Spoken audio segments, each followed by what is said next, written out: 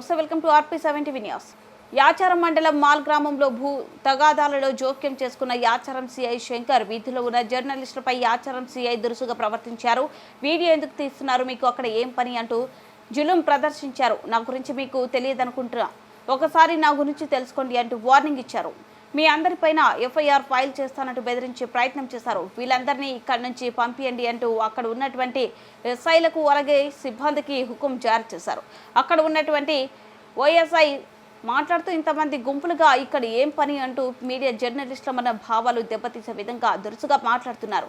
అక్కడ ఉన్నటువంటి జర్నలిస్టులు మాట్లాడుతూ వీడియో కవరేజ్ కోసం వృత్తిలో భాగంగా మేము ఇక్కడికి వచ్చామని సమాధానం ఇచ్చినా వినకుండా ఇక్కడి నుంచి వెళ్ళిపోవాలంటూ సిఐ జర్నలిస్టులకు వార్నింగ్ ఇవ్వడం జరిగింది.